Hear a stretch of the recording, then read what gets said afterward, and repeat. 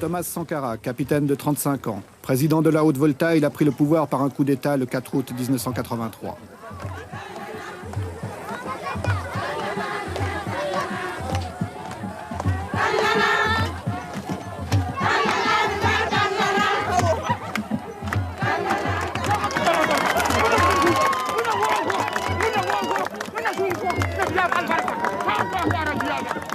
C'est parmi les couches les plus pauvres de la population qu'il compte ses plus chauds partisans.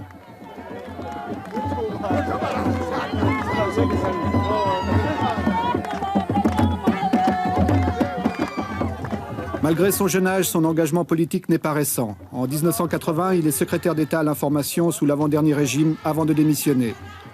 Puis, participant au coup d'État du dernier président, le commandant médecin Jean-Baptiste Ouédraogo, il devient Premier ministre, est arrêté, libéré et fait le coup d'État. Sitôt au pouvoir, il veut galvaniser les foules en utilisant un langage où le slogan incantatoire tente de faire passer les mots d'ordre. Chacun doit se convaincre que c'est un changement révolutionnaire.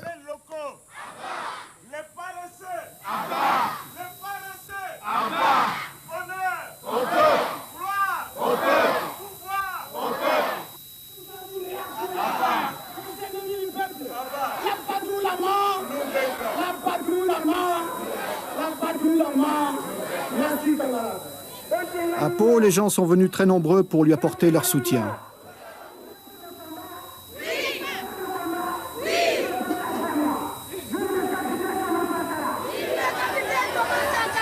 Camarades, il faut enterrer tous les ennemis du peuple. Il faut enterrer tous les défauts qui empêchent le peuple de se libérer, qui empêchent le peuple de construire son bonheur.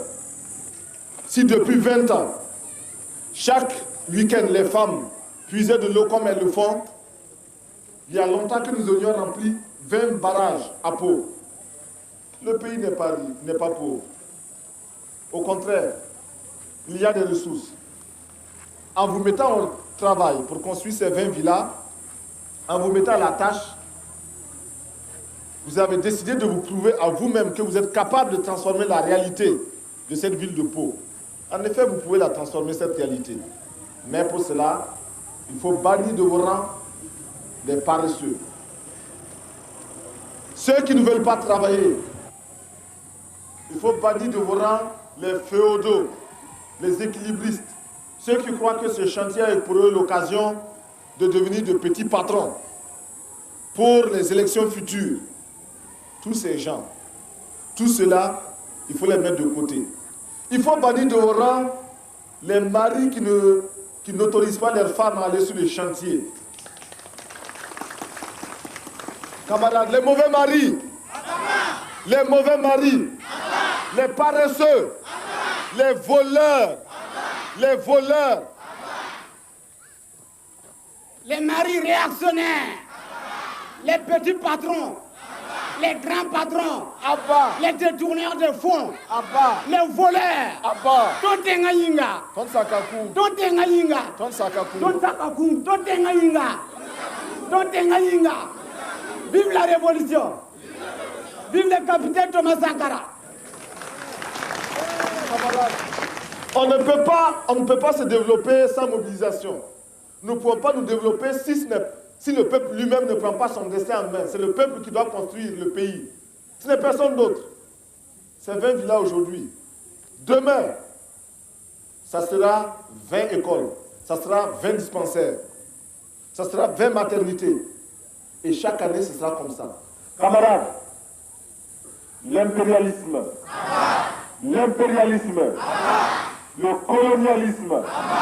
néocolonialisme, le fantocisme, les voleurs, les paresseux, les détourneurs, les magouilleurs. Chaque province doit construire en effet 20 maisons pour les fonctionnaires d'ici le 4 août, les loyers étant ensuite utilisés pour les biens d'équipement. Les briques sont faites par la population avec du banco et très peu de ciment. L'État, lui, fournit le matériel.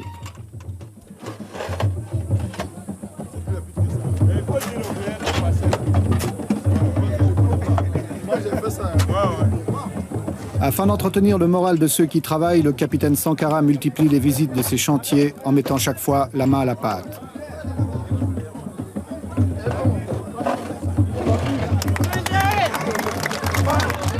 Il aime à montrer l'exemple, il affectionne les gestes symboliques. Il est en train de se créer un personnage à la fois séducteur et menaçant. Son style, son souci du moindre détail, son attention à chaque chose, son engagement étonne et lui attire un certain nombre de sympathies. Il ne faut pas que ça piétine. L'approvisionnement doit être rapide. Maintenant, il faut penser à la toiture. Voilà, déjà. Il faut déjà penser à la toiture. Il vaut mieux qu'ils aient leurs matériaux ici. Bon, n'oubliez pas de créer beaucoup d'espaces verts. Surtout le long de la route, là. Beaucoup d'espaces verts, des fleurs, des petits bancs. Si vous êtes ici, faites des petits bancs en béton, là. Des bancs publics. À la tête des chantiers du 4 août, il a mis des gens considérés comme peu favorables à son régime. Ceux-ci sont ainsi mis à l'épreuve. C'est une dernière chance qui leur est offerte de s'intégrer. Le chef de chantier, c'est le camarade Traoré. C'est un ingénieur agronome, c'est ça, hein? Oui, c'est ça. Bon, alors un ingénieur agronome qui est mis sur ce chantier-là pour participer activement, concrètement à la révolution. Et pourquoi est-ce qu'on l'a choisi, lui?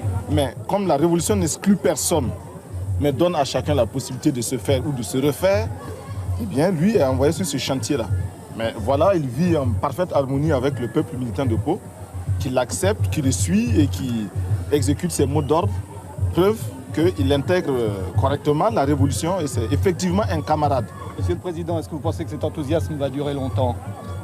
Aussi longtemps que les populations commencent à se convaincre et à percevoir qu'elles-mêmes peuvent transformer leur situation et peuvent améliorer leurs conditions.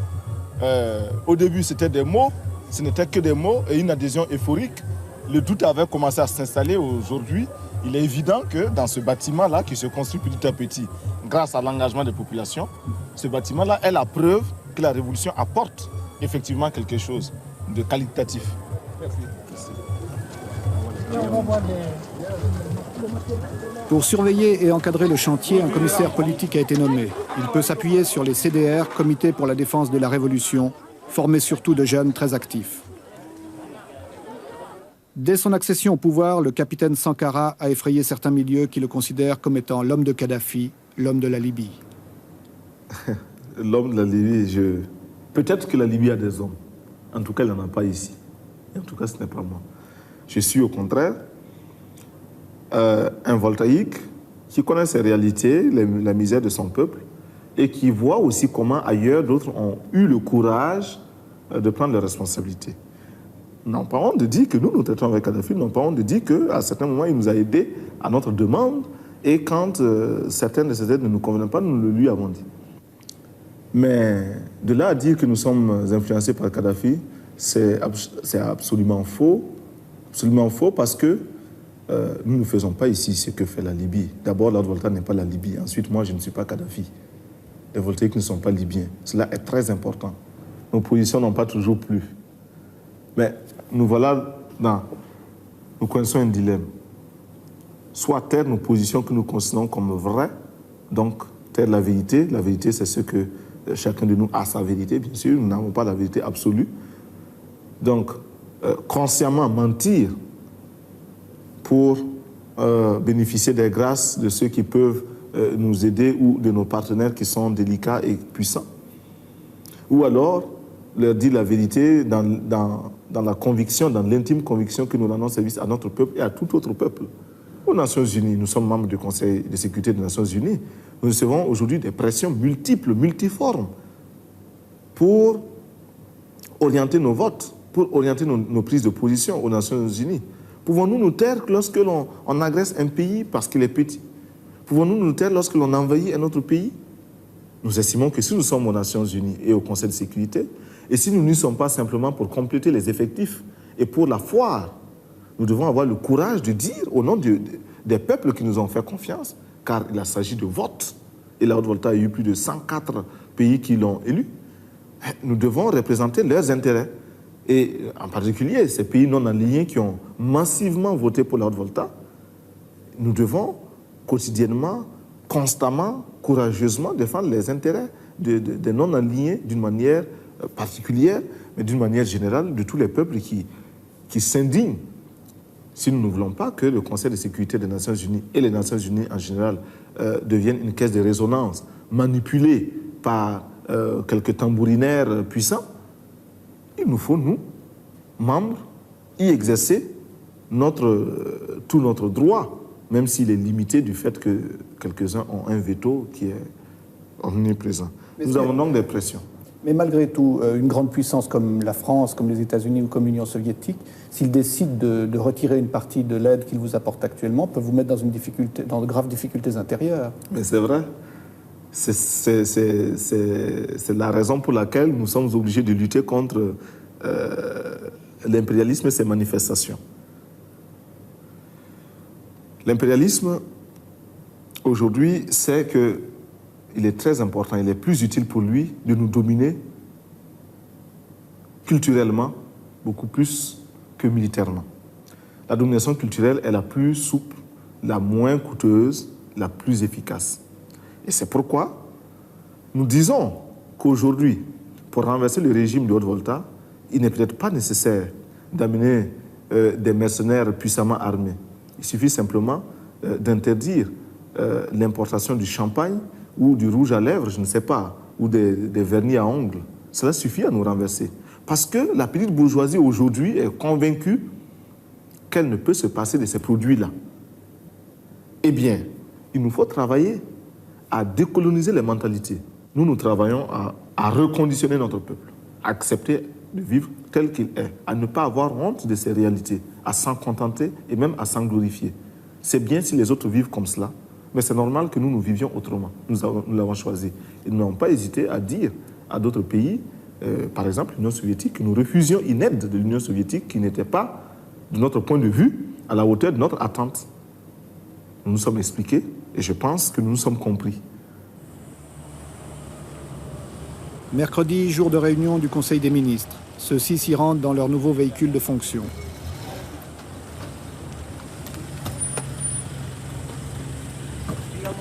En effet, là aussi, pour montrer qu'on veut rompre avec d'anciennes habitudes, d'anciens privilèges, les Mercedes, symbole du pouvoir utilisé par les précédents régimes, ont été remplacés par des R5.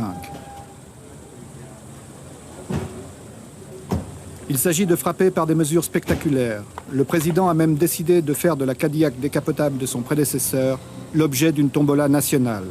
Ainsi, celui qui l'aura gagné pourra-t-il l'utiliser sans être soupçonné d'enrichissement illicite. Outre le capitaine Sankara, l'équipe gouvernementale est composée de militaires et de civils. Tous doivent avoir un engagement total et en particulier multiplier les contacts dans le pays.